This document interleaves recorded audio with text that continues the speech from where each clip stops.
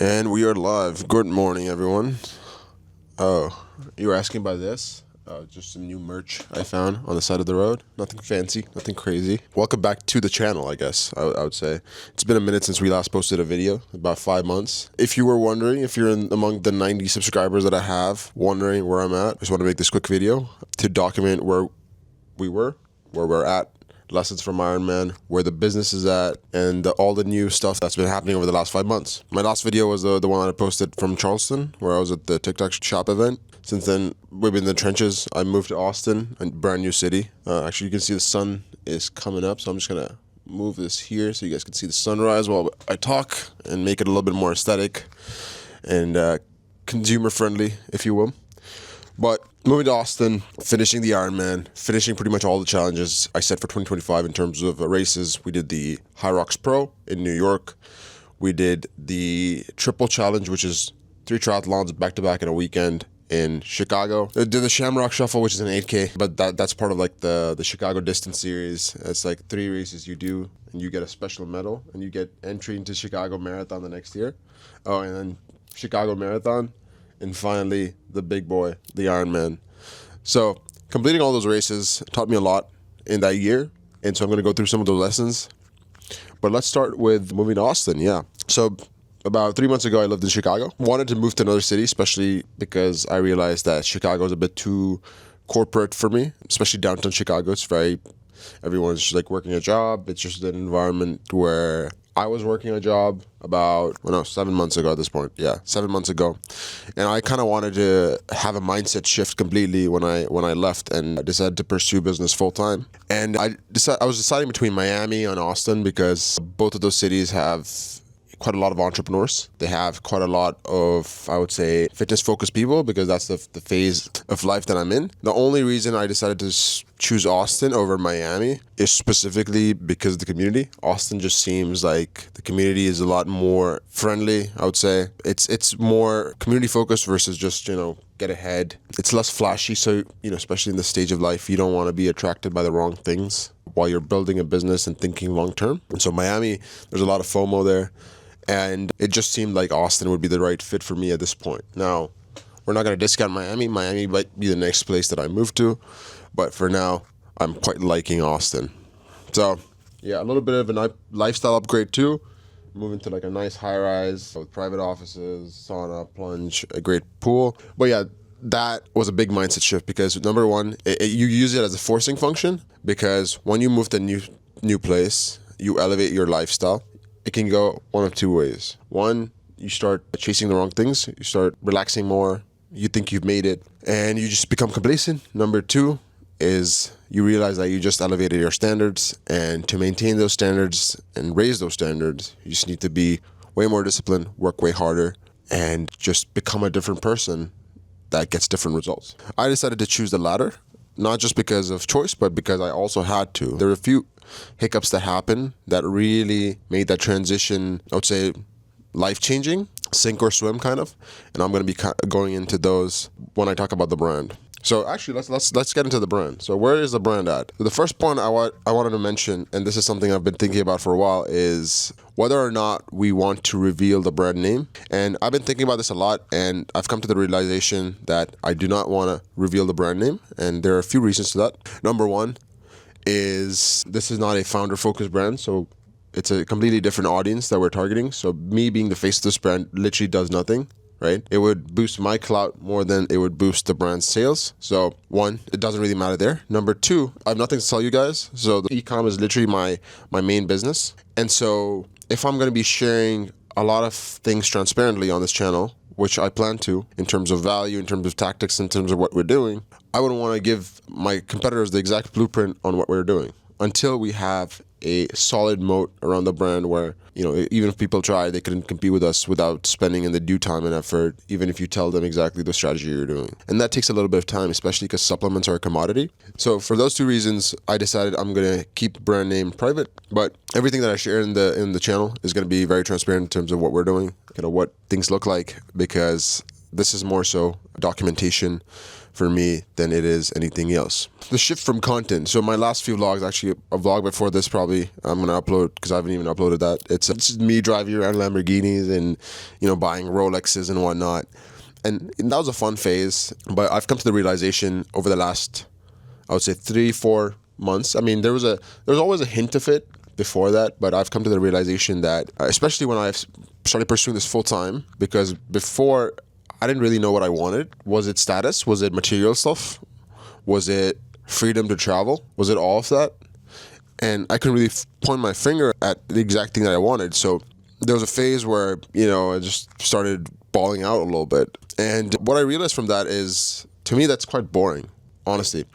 Material stuff, after a certain point, yes, you need to get to a certain level where you have the nice car, you have the nice things. But after a certain point, the dopamine you get from marginally making things more expensive or better isn't that much. Like even right now, I haven't traveled anywhere in the last 4 months, just been grinding in Austin. But if I just imagine a trip to Bali, it doesn't get me as excited versus, cracking something in the business. As I better understood myself, I realized what I truly find important and I enjoy, and it's just building. Like I just see myself building, and of course those things are a part of it. You got to ball out sometimes, you got to have fun, but I see myself building long term. And if that's my biggest priority, then that should be the forefront of what I talk about and show on my channel. And those other things should be kind of tangential. And just the mindset shift. So moving forward, you can expect a lot of brand-specific content, maybe even something like this, where I'm just sitting down, documenting the journey pretty much every week. There's a great channel by this founder, Matt Kelly. I quite like the simplistic format because founders really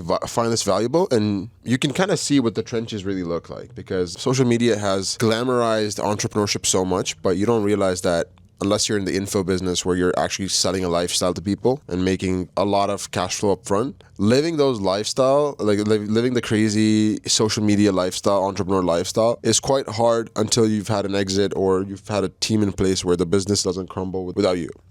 So kind of pull back the curtain a little bit when it comes to entrepreneurship, talk about the struggles, talk about specifically the hardships, and that's what you can start to expect from this channel moving forward. Now, we're going to have races in between. We're going to be traveling to different races, different cities, and documenting that, but primarily it's going to be the brand.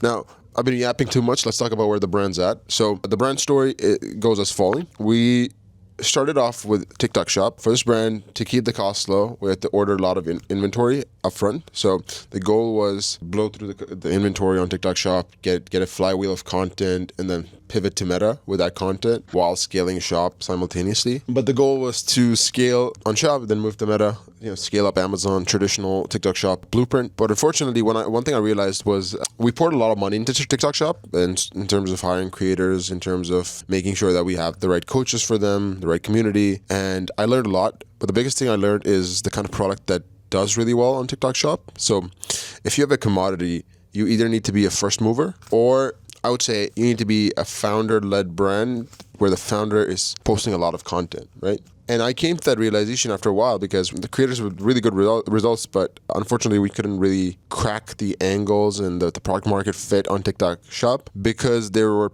other brands in the space that were absolutely dominating it, and they were there from day one. So we were essentially fighting an uphill battle. And after a while, we just realized that Meta ads was doing way better for us than TikTok Shop. So especially in the early stage, it didn't make sense to go all in on TikTok for the time being when we had something else that we can absolutely crush on. So we then decided to pivot to Meta completely full time. And that was also an uphill battle with Meta at the start because the industry we were competing in, or the customer pain point that we were trying to solve, was extremely competitive, and especially in the US, because we just targeted US. And what that does is it skyrockets your CPM. So we had $4 cost per click, $400 CPMs, absolutely crazy high CPMs, and it's still possible to win in that space, in that industry, but it has to be a retention play. And when you're an early brand, you don't have your retention, your customer lifetime value dialed in. It's near impossible to scale an unprofitable ROAS. So we had to really dial in our customer propositions. We had to dial in our retention, and we had to dial in our marketing. It was just an uphill battle. And then I realized I was rowing against the water instead of going downstream. And so we decided to pivot the entire avatar and see if that improves our CPMs, and it made a massive difference. Our CPMs cut by 1/4. We're able to drop our cost per click by 1/4, and the pain point resonated much better actually with this avatar was trying to solve. And that made me really happy, because if your product can solve an even better problem for your customer, you just have that much more faith and belief in pushing that product. And if the stars align and you find the right audience, you find the right angle to sell them, you find the right product, it just becomes a scaling machine. So the brand right now is on track to do about $1 million way more than $1 million in 2026. And we barely cracked the surface of this new avatar in the last, I would say, 30 days or so. So what's next for this brand? I'm currently in the phase of rapid hiring. That means just outsourcing the stuff that I was doing, because at start, you just have to understand the customer better. So you're doing a lot of the marketing assets. You're becoming the creative strategist. You're working on retention flows with your email agency. You're working on CRO, testing new offers, testing new landing pages. And so now it's time to outsource that and systematize that, so that I can focus on, bigger levers to pull. And so that's basically what 90% of my time is spent. We have strategists, we have editors that are pretty much working nonstop, trying to get us to the next scale goal, which is about $200K a month. And my next focus right now for this product, and this would change the game for us, is cracking the subscription offer. Because if you crack the subscription, that means you can outspend anyone, you can build new, better products, you can hire better talent, and it has massive downstream effects for the business. So that has been pretty much day and night focus for the last 2-3 weeks. I actually paid someone $25K, believe it or not, just to teach me subscription retention in ecom at a much deeper level. These guys are killers, so I'm looking forward to learning that, implementing that, and one of our massive goals, and I don't know if I should even say this out loud because I don't like to talk about my goals before I've done it, but one of our goals for 2026 is getting our brand to about $1 million a month in rev. And for that, you just need a business model that makes it extremely easy to do so. And that business model is focusing on lifetime value, retention, subscription, MRR, while doing everything that we've been doing. So we're on a solid track to scale. Probably going to be crossing 2-3 million in revenue in 2026 easy, now that we cracked this audience. Even more so when we're able to make this subscription offer work, we're able to add upsells, bundles, increase diversity of products on the website. So lots of progress on the brand side as well. What has this taught me? Yeah, the 3 months where the brand was kind of struggling it's a bit tough, because the goal with coming to Austin was like, it's going to be a high momentum play. You're going to be winning in Chicago. You move to Austin, you absolutely crush it. But then we realized shit was kind of breaking apart when I first moved to Austin. I was spending 6 hours on weekends, sometimes 7, 8, training, like 12, 13, 14 hours a week training for the Ironman. And that actually helped more than it harmed me. Because one, I was able to plan my day around my workout blocks. So to wake up at 6 a.m. and then work until 10 a.m. and I would go on my bike ride, my run, my swim, whatever, and then come back and work for the rest of the day. So it was a nice pattern interrupt in between. But when you're training that long hours, it really fries your nervous system, especially if you're doing it consistently over weeks. So even things like giving up work on Saturdays because I was training all day was painful, because you don't want your brand to die, but you need to rest to be more effective. So learning to kind of step back a little bit so that you can go faster and further was a massive lesson that I learned. And what the Ironman and all these races also taught me is planning in advance, so setting goals in advance, because I had essentially planned for the Ironman at the start of the year. So setting these big goals and then breaking them apart and then making small, consistent steps towards getting to those goals, no matter how much it feels like you're not making progress or you're bored or you don't want to do the work on certain days. Like sometimes waking up, I didn't want to go on a 3-hour bike ride. I had work stress. I had just life stress, just the new transition phase. And I just thought to myself, as the business grows, as my experience in business grows, life is going to become more painful. And so if you can tolerate this pain, the physical pain of the Ironman, the races, you can probably tolerate a lot of the business stuff too. And if the Ironman was too painful, I just thought about what I was doing on the business side and the amount of uncertainty you're dealing with, the amount of low-level pain you're dealing with when you're trying to solve a problem.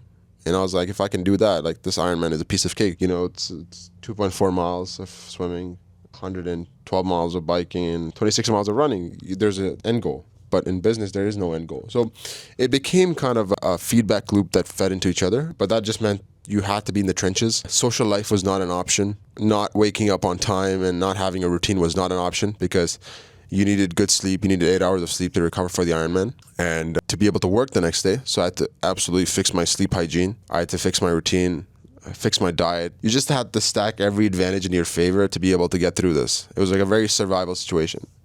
And funny enough, when I finished the Ironman, that was around the time when the business started scaling. It messed up my dopamine. Like it really did, because we went from survival mindset. You just got to finish the Ironman, get the business profitable, because the business was losing money at the start, to all of a sudden, you slay the dragon and you're like, what now? So for 10 days, my dopamine was absolutely shot. And what that taught me was still getting your ass to work, making high leverage steps. So like doing the 1% of stuff that moves 99% of the needle or gets you 99% of the results, even when you don't feel like it, even if you have to dredge through the work. So that was a final lesson that I didn't even realize that phase of life was teaching me, that I think is going to be extremely valuable. And it was extremely painful for those 10 days where you saw no point in working any harder or working at all. But you had to, one, understand the biological mechanics of your body, and two, deal with it in a way where you don't absolutely crash out and you still move the needle forward. So lots of lessons learned. Again, what's next for the business? Cracking the retention subscription offer, putting a lot of energy, a lot of brain power into that. Our 4th subscription offer yesterday, to see if we can improve our opt-in rate. Once we crack the initial offer, then we can start focusing more on the back-end stuff like retention, renewal, AOV. That's the main focus right now, because that is a harder thing to do, how many complexities it has. But once you crack it, it just becomes a game changer for your business. So that's the entire update from the last 3-4 months. And hopefully you can be expecting this kind of content weekly, where I just talk about the updates from the week. Some weeks are going to be slow. It's just going to be a mindset thing. Other weeks are going to be more value-packed. And if there's specific points that you want me to cover, you can drop a comment. But yeah, good seeing you guys again. Hopefully the YouTube consistency stays. I'm definitely going to be reducing the production quality of these videos. This is the kind of quality you can expect. But it's going to be a lot more valuable, a lot more realistic, and maybe we'll have like some lifestyle stuff in between when that happens. But anyway, thanks for watching, guys. See you guys on the next video. Peace.